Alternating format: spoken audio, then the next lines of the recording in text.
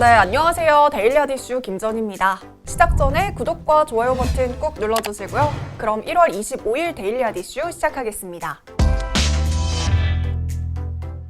먼저 국내외 크고 작은 이슈를 알아보는 오늘의 테마 스케줄입니다. 먼저 첫 번째 스케줄은 방역당국의 모더나 대표와 MOU 체결 논의입니다. 네, 방역당국에서는 오늘 모더나 대표와 함께 화상회의를 가질 예정입니다. 이번 화상회의는 지난해 12월 28일 문재인 대통령과 스테판 반셀 모더나 대표의 면담에 따른 실무 후속 조치의 일환이고요. 문재인 대통령은 스테판 반셀 대표와 화상회의를 통해서 2천만 명이 접종할 수 있는 분량의 코로나19 백신을 받는 데 합의한 바 있습니다. 네, 두 번째 스케줄은 기업들의 실적 발표입니다. 이제 4분기 실적이 발표가 되기 시작했는데요. 오늘은 LG이노텍과 ST팜, 동서의 4분기 실적이 발표될 예정입니다. 네, 세 번째 스케줄은 대림산업의 변경 상장 및 상호 변경입니다. 80여 년 전통의 대림산업이 기업 분할을 통해 지주사 체제로 전환하고 지주사 DL과 사업회사 DLENC로 재상장합니다. 증권가에서는 분할 이후에 적극적인 투자와 수주 확대를 통해서 이 저평가가 빠르게 해소될 것으로 전망하고 있습니다. 네, 지금까지 오늘의 테마 스케줄이었습니다. 네, 월요일인 오늘 국내 증시는 코스피가 개인의 매수세에 3,160선에서 상승으로 출발했습니다. 특히 미국 빅테크 기업들의 어닝 시즌이 개막하면서 전 세계 이목이 집중되고 있는데요. 역대급 실적이라는 기대감이 커지면서 이 주가는 벌써부터 움직임을 보이는 모습입니다. 코스닥도 980선에서 강보합권에서 출발을 했는데요. 자세한 장마감 지수는 화면으로 살펴보시죠.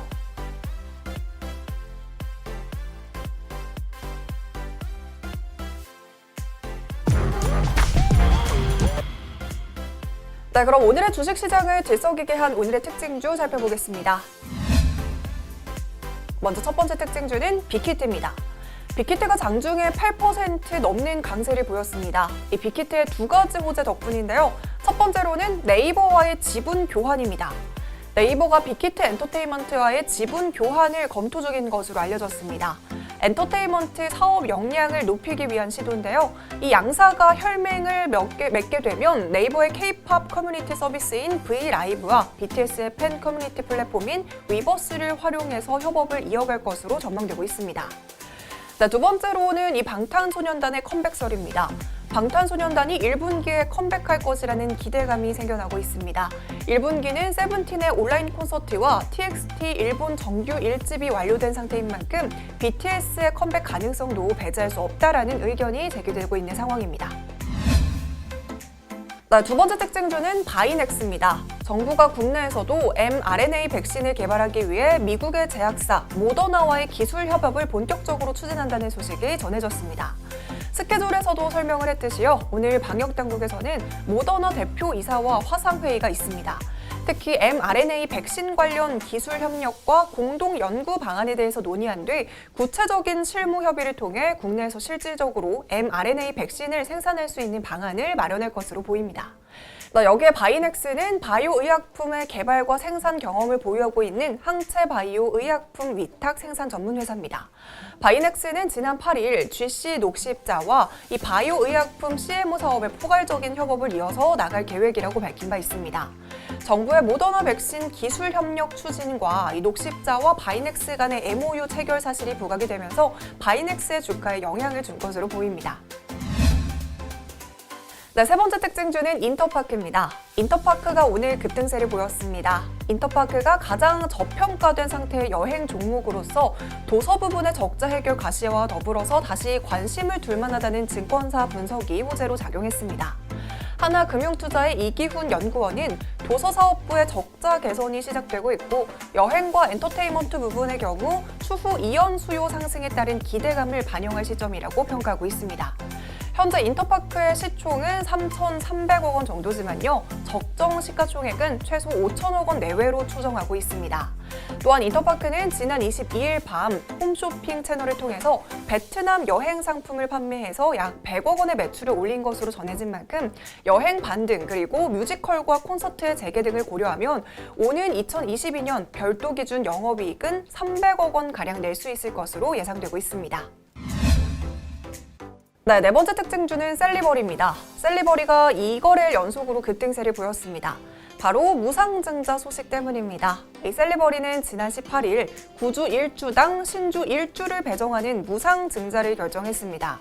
기업 가치와 주주 가치 제고 그리고 거래 유동성 확보를 위한 목적이라고 합니다.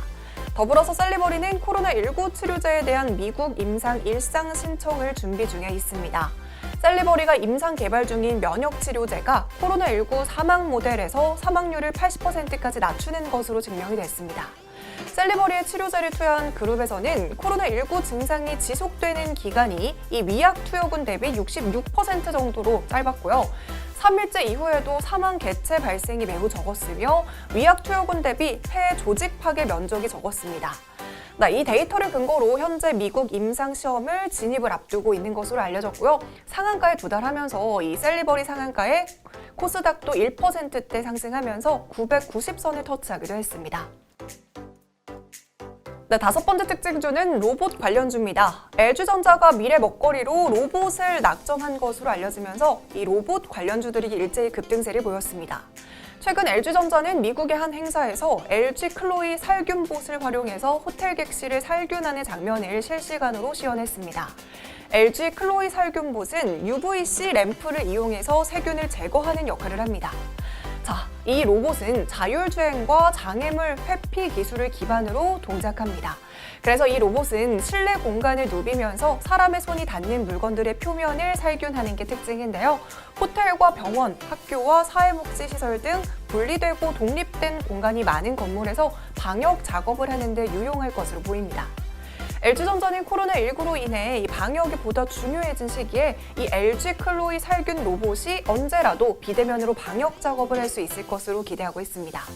또한 방역과 청소를 동시에 하는 등 방역에 대한 부담감을 줄여서 작업자의 피로도를 낮추면서 업무 효율을 높이는 데 기여할 수 있을 것이라고 말했는데요. 이런 소식에 오늘 로봇 관련주들이 일제히 상승세 보였습니다. 먼저 로보스타는 오늘 상한가에 도달했고요. 로보티즈도 장중에 29% 넘는 급등세 보였습니다. 또 맥스로텍은 로봇 자동화 설비 시스템을 공급하고 있어서 함께 부각이 되고 있고요. 예스피 시스템즈는 자동차와 반도체, 디스플레이, 조선 등 이 산업 생산 현장에서 공장 자동화를 위해 사용하는 제조용 로봇을 생산해서 현대차와 LG전자 등에 공급하고 있는 것으로 알려지면서 역시나 급등세 보였습니다. 그럼 본격적으로 오늘의 핫 이슈 알아보겠습니다. 오늘의 핫 이슈는 글로벌 항공사 중 유일한 흑자 대한항공입니다. 그동안 약세를 보였던 항공주가 오늘은 대한항공을 중심으로 오름세를 보였습니다. 4분기 흑자 전망에 통합항공사 기대감이 더해진 결과로 풀이가 되고 있습니다. 최근 글로벌 주요 항공사들이 코로나 여파로 부진한 실적을 발표하고 있습니다. 미국의 유나이티드 항공은 지난해 연결 기준 영업 손실액이 7조 146억 원에 달했습니다. 반면에 유일하게 대한항공은 흑자 전망이 나오고 있습니다. 이 FN 가이드에 따르면 대한항공의 작년 연결 기준 영업이익 전망치는 1,014억 원으로 별도 기준으로도 흑자 2,191억 원을 거뒀습니다. 이렇게 유일하게 흑자를 낸 이유는 코로나19로 급감한 여행 수요를 고려해서 화물 사업에 역량을 집중했다는 것이 실적에도 유효했다는 분석입니다. 더불어서 대한항공의 유상증자 소식도 있는데요. 이 유상증자 규모는 당초 예정한 2조 5천억 원에서 약 8천억 원이 더 늘어난 3조 3,160억 원으로 정해졌습니다. 이렇게 주가가 오르면서 신주 발행가액도 상향 조정됐습니다. 항공사들의 지지부진한 주가 흐름에도 대한항공은 2달 사이에 30% 이상 올랐는데요. 이렇게 유상증자 권리락 효과까지 겹치면서 오늘 대한항공은 장중에 17% 이상 상승했고요. 3만 원을 돌파하고 52주 신고가를 경신했습니다. 오늘 제가 준비한 소식은 여기까지입니다. 이 영상들 아직 안 보셨다면 함께 시청해주시고요. 오늘도 시청해주신 모든 분들 고맙습니다.